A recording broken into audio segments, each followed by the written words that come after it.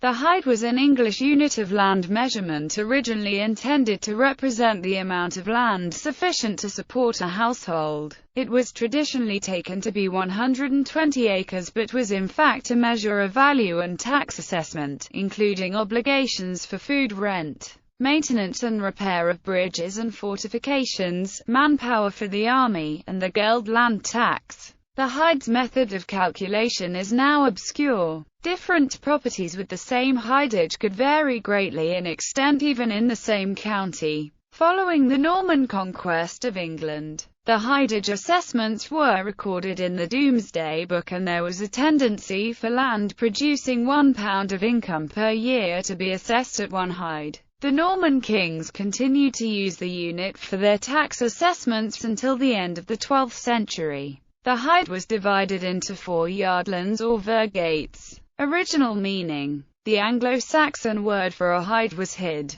Both words are believed to be derived from the same root wan, which meant family. Bede in his ecclesiastical history describes the extent of a territory by the number of families which it supported, as, in Latin, terra ex familiarum, meaning, a territory of 10 families. In the Anglo-Saxon version of the same word, hid or hawan is used in place of terra familiarum. Other documents of the period show the same equivalence, and it is clear that the word hide originally signified land sufficient for the support of a peasant and his household or of a family, which may have had an extended meaning. It is uncertain whether it meant the immediate family or a more extensive group. Charles Edwards suggests that in its early usage it referred to the land of one family, worked by one plough, and that ownership of a hide conferred the status of a freeman, to whom Stenton referred as the independent master of a peasant household.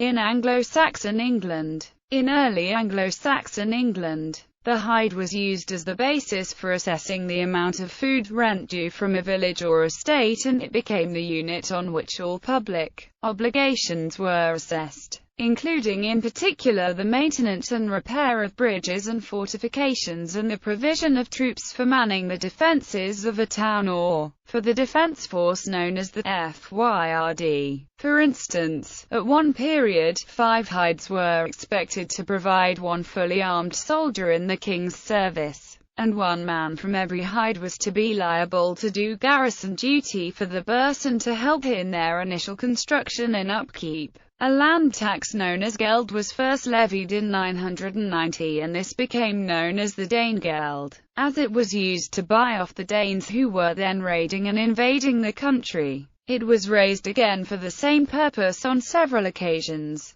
The already existing system of assessment of land in hides was utilized to raise the geld, which was levied at a stated rate per hide. Subsequently, the same system was used for general taxation, and the geld was raised as required. The hide was a measure of value rather than a measurement of area, but the logic of its assessment is not easy to understand, especially as assessments were changed from time to time and not always consistently. By the end of the Anglo-Saxon period, it was a measure of the taxable worth of an area of land, but it had no fixed relationship to its area, the number of plough teams working on it, or its population, nor was it limited to the arable land on an estate. According to Bailey, it is a commonplace that the hide in 1086 had a very variable extent on the ground. The old concept of 120 acres cannot be sustained. Many details of the development of the system during the 350 years which elapsed between the time of Bede and the Domesday Book remain obscure. According to Sir Frank Stenton, despite the work of many great scholars, the hide of early English texts remains a term of elusive meaning. The fact that assessments consistently tended to be made in units of 5 hides or multiples of 5 hides goes to show that we are not speaking of fixed or even approximate acreages, and this applies not only to the 11th century but to charters of the 7th and 8th centuries. Nevertheless, the hide became the basis of an artificial system of assessment of land for purposes of taxation, which lasted for a long period. The most consistent aspect of the hide is described as follows by Dr. Harvey. Both Maitland and Vinogradov long ago noticed that there was a general tendency throughout Doomsday for a hide of land to be worth £1, or, put another way, for land producing £1 of income to be assessed at one hide. A number of early documents referring to hides have survived, but these can only be seen as steps in the development of the concept of the hide and do not enable us to see the full story. The document known as the Tribal Haida is a very early list, thought to date possibly from the 7th century, but known only from a later and unreliable manuscript. It is a list of tribes and small kingdoms owing tribute to an overlord and of the proportionate liability or quota imposed on each of them. This is expressed in terms of hides, though we have no details as to how these were arrived at nor how they were converted into a cash liability. The Burgal Haidage is a list of boroughs giving the hide assessments of neighbouring districts which were liable to contribute to the defence of the borough, each contributing to the maintenance and manning of the fortifications in proportion to the number of hides for which they answered. The county haidage lists the total number of hides to be assessed on each county, and it seems that by this time at least the total number of hides in a given area was imposed from above. Each county was assigned a round number of hides, for which it would be required to answer. For instance, at an early date in the 11th century, Northamptonshire was assigned 3,200 hides, while Staffordshire was assigned only 500. This number was then divided up between the hundreds in the county. Theoretically there were 100 hides in each hundred, but this proportion was often not maintained. For example, because of changes in the hundreds or in the estates comprising them, or because assessments were altered when the actual cash liability was perceived as being too high or too low, or for other reasons now unknown. The hides within each hundred were then divided between villages, estates or manors, usually in blocks or multiples of 5 hides.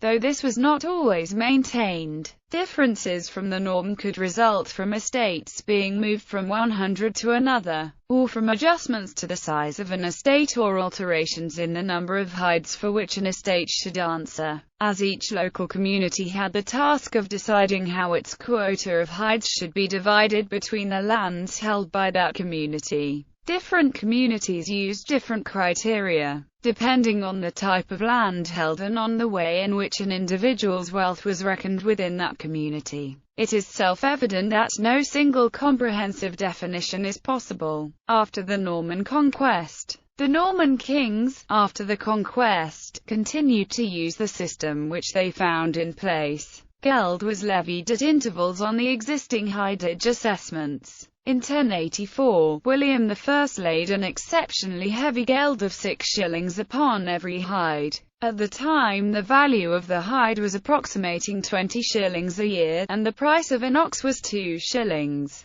Thus the holder of a hide had a tax burden equivalent to 3 of his oxen and close upon 1/3 of the annual value of his land. A more normal rate was 2 shillings on each hide. Domesday Book, recording the results of the survey made on the orders of William I in 1086, states in hides the assessed values of estates throughout the area covered by the survey. Usually it gives this information for 1086 and 1066, but some counties were different and only show this information for one of those dates. By that time the assessments showed many anomalies. Many of the hide assessments on lands held by tenants-in-chief were reduced between 1066 and 1086 in order to effect an exemption from or reduction in tax. This again shows that the hide is a tax assessment, not an area of land. Sometimes, the assessment in hides is given both for the whole manor and for the domain land included in it.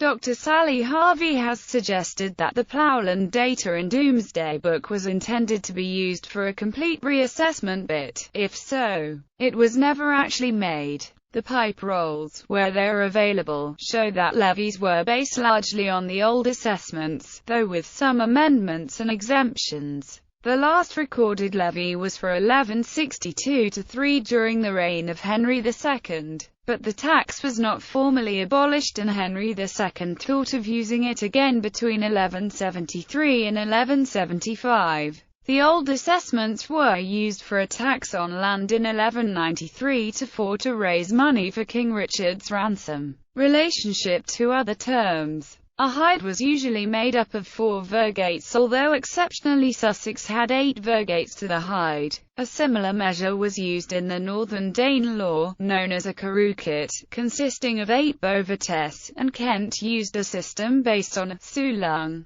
consisting of 4 yokes, which was larger than the hide and on occasion treated as equivalent to 2 hides. These measures had a different origin, signifying the amount of land which could be cultivated by one plough team as opposed to a family holding, but all later became artificial fiscal assessments. In some counties in Domesday Book, the hide is sometimes shown as consisting of 120 acres, but as Darby explains, the acres are, of course, not units of area, but geldacres, i.e., units of assessment. In other words, this was a way of dividing the tax assessment on the hide between several owners of parts of the land assessed. The owner of land assessed at 40 notional acres in a village assessed at 10 hides and paying geld of 2 shillings per hide would be responsible for 40/120ths of 2 shillings. Though his land might be considerably more or less than 40 modern statute acres in extent,